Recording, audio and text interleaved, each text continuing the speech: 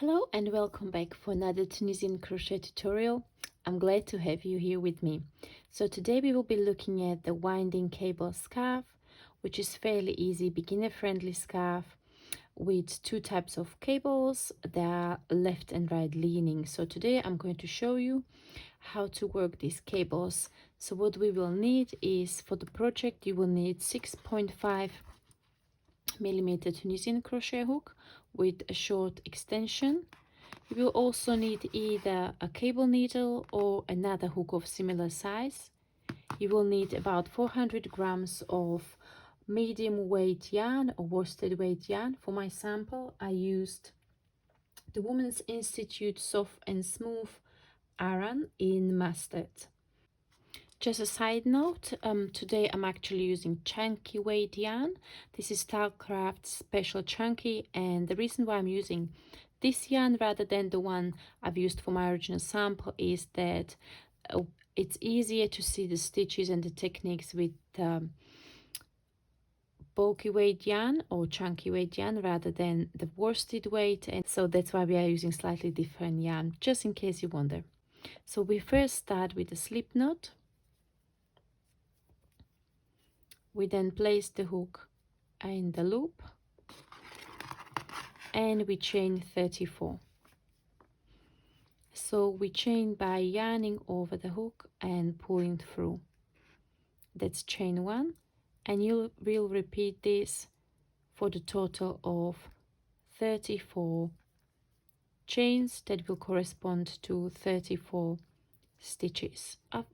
I now have all my chains done, so I've got 34 chains.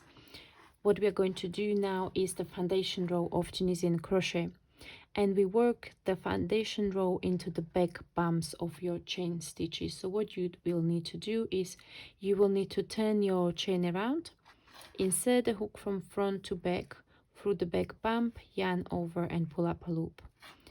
And we've got 2 loops on the hook and they correspond to 2 stitches. We're going to repeat that for every single of the chain stitches. And so what we are basically doing is we are working the foundation row of Tunisian crochet, where we set up the number of stitches for the project. As you might know or you might not, the Tunisian crochet is worked in 2 steps. So we increase the number of stitches on the hook on the forward pass, and we work the stitches off on the return pass. So each row is worked in 2 steps, and we are now working the forward pass. Once we get to the very last chain, we will then start working the stitches off the hook. So I've got a few more left to work.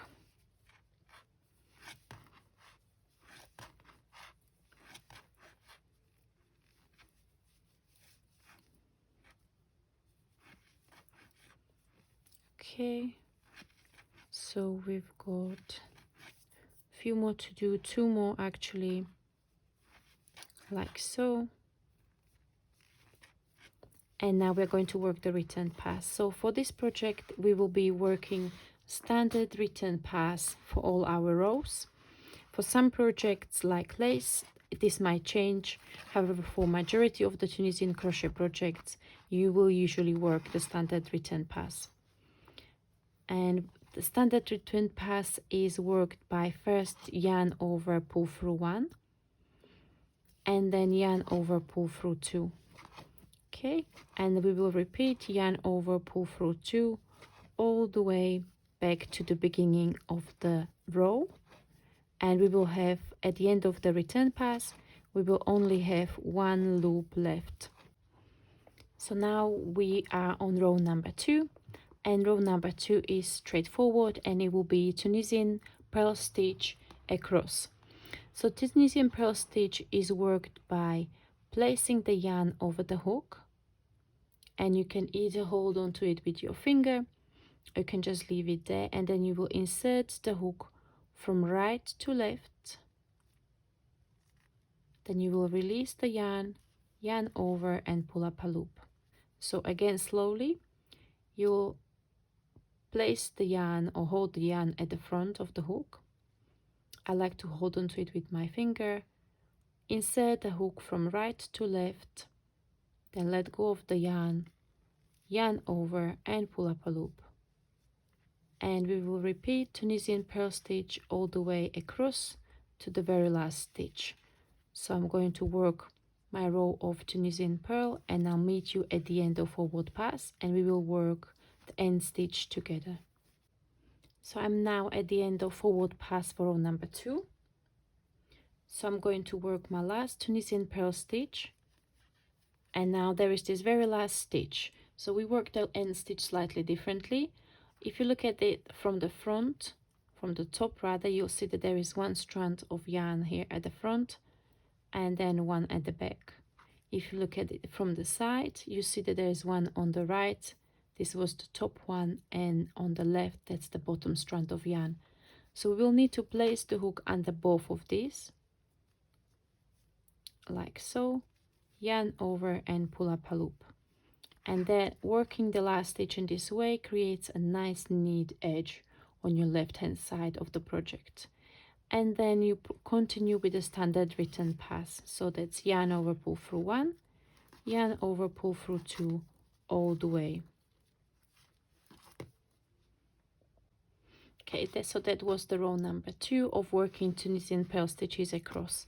So for row number 3, this is where we're going to start working our cables. First, at the beginning of the row, we will work 2 Tunisian purl stitches. So that's 1 and 2. Now we will work C3B. So that basically means that we will work 3 Tunisian knit stitches first. Tunisian knit stitch is worked by inserting the hook between the front and the back vertical bars through here, right through the middle. So that's what we are going to do. We are going to work 1, 2, and 3 Tunisian knit stitches, and then you can either slide these 3 Tunisian knit stitches on another hook, like so, or you can place them on a cable needle if you have one. And so that's the beginning of the C3B. B means that we will be holding the stitches at the back. So we will now hold the stitches at the back of your hook, and you will work another 3 Tunisian knit stitches. So that's 1, 2, and 3. Okay, and now what you're going to do now is you take the stitches from the cable needle and you slide them back on your hook, like so. Okay, now we're going to work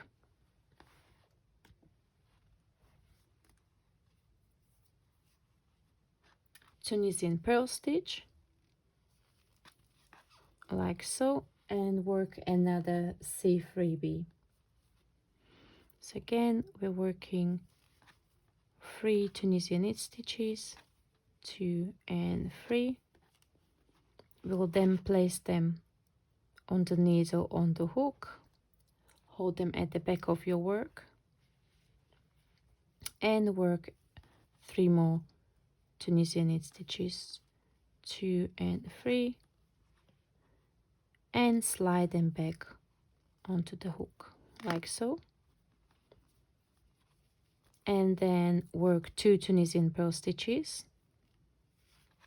So that's a space that separates the cables, different type of cables.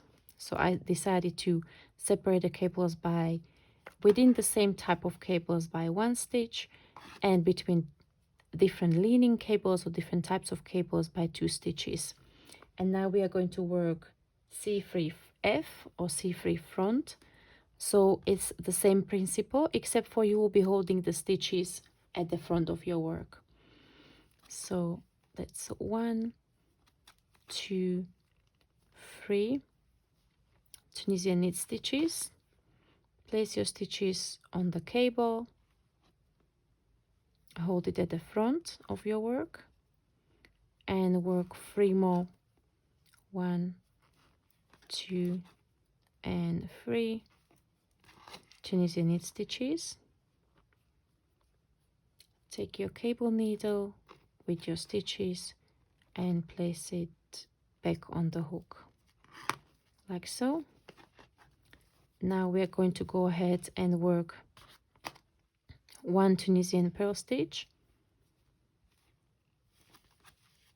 like so, and work 3 more Tunisian knit stitches, 1, 2, 3, slide them onto the cable needle, work 3 more Tunisian knit stitches, 1, 2 and 3, place them back on the hook like so. And now we've got 2 more purl stitches left to work, the same as at the beginning.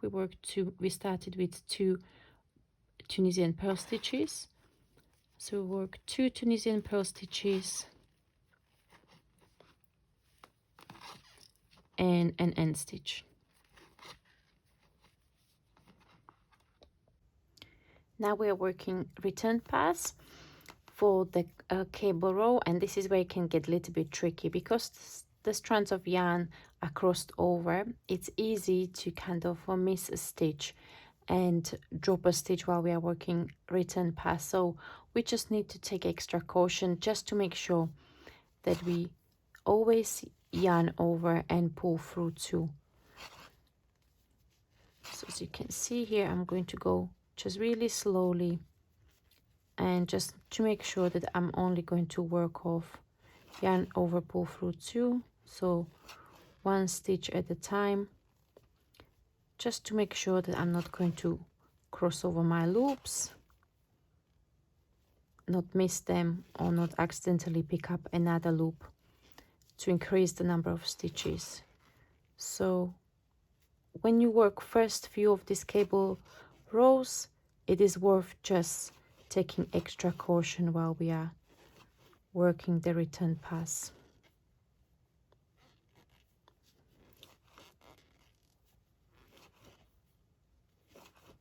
Like so.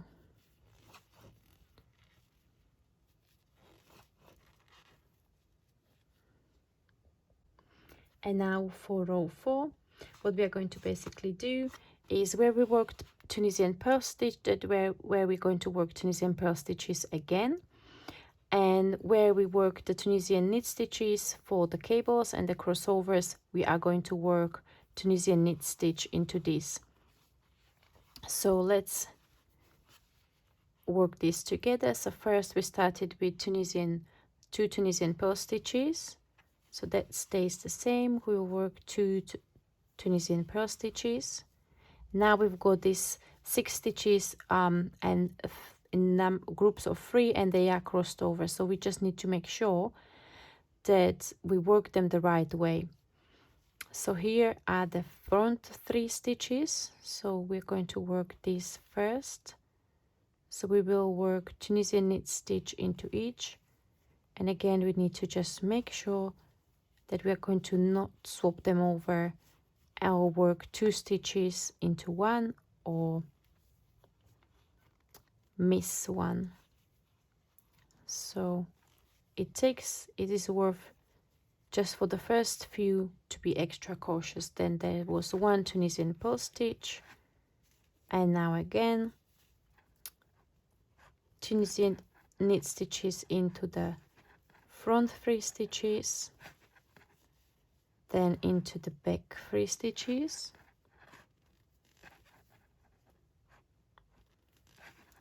like so. Then we had 2 Tunisian purl stitches,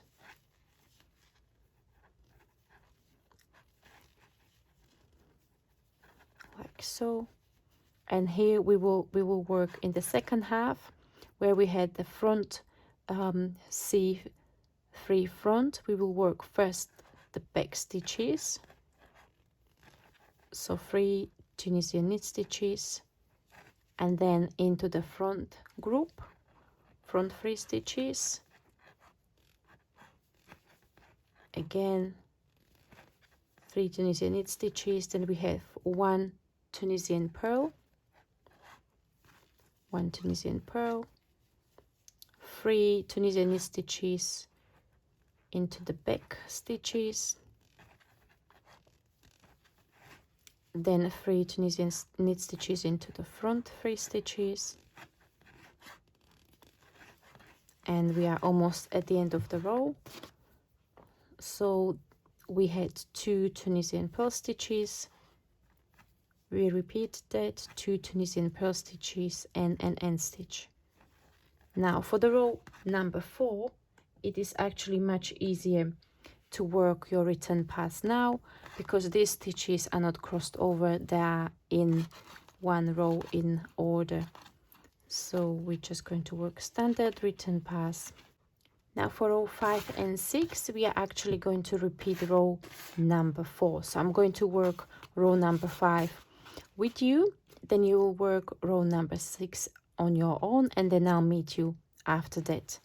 So we will repeat row number 4. So we will start with 2 Tunisian purl stitches, then work 6 Tunisian knit stitches, 1, 2, 3, 4, 5 and 6, then 1 Tunisian purl stitch, 6 Tunisian knit stitches, 1, 2, 3, 4, 5 and 6, 2 Tunisian purl stitches, 1 and 2, 6 Tunisian knit stitches, 2, 3, 4, 5 and 6, 1 Tunisian purl stitch, 6 Tunisian knit stitches, 1, 2, 3, 4, 5 and 6, 2 Tunisian purl stitches, 1 and 2 and an end stitch, followed by standard return pass. So I've just completed row number 6. So after you finish that, your project will look something like this. Doesn't look like much just now, but once you start repeating the row pattern repeat, and it will start building up, you will see the beautiful cables. So you've got 2 cables on each side, and they are kind of like mirror images of each other. So this is it as far as the basic row pattern goes. So you will then repeat for the rows 7 to 234. Yes, we've got few hundred rows. You will basically repeat rows 3 to 6. So it is truly just 4 row repeat, but when you look at the actual differences in the row, it's really just 2 row repeat where you work the cables and then the section between cables, which is the same. So after that, you will repeat for rows 235 to 236. You will repeat rows 3 and 4. Row 237 is a repetition of row 2. Just to remind you, row 2 was just a row of purl stitches. And then we've got bind off. So, and for the bind off, I've got just Tunisian simple stitch bind off. If you prefer, you can do it in a stitch pattern. So you can do Tunisian purl stitch bind off. So what we would do is we will go into the next stitch as for Tunisian simple stitch. So that's inserting the hook from right to left under the front vertical bar, yarn over and pull up a loop, and pull it through the loop on the hook. And we will move like that along the row, always keeping one loop on the hook. And this creates really nice, neat top edge, which matches the bottom edge where we started with chains. So if you would like to take it a notch up, you can actually do the Tunisian purl stitch bind off, because this will match the bottom 2 rows. So So what you would do is you would do exactly the same, but instead of the Tunisian simple stitch, you will do Tunisian purl stitch.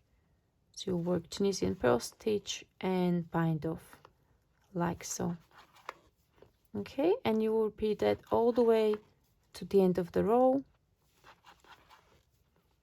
including the end stitch. The end stitch needs to be bound off as well. So once you get there, you will then block your project and wear it. Okay, this is it for today. I hope you enjoyed today's tutorial. I hope that if this is your first time working cables and Tunisian crochet, that you really got inspired and motivated to have a go at it. And as always, please let me know in the comments below what color would you use for your scarf. Is this the first time you try Tunisian crochet cables? And please like and share this video to spread the Tunisian crochet love. And I see you in the next tutorial. Bye bye.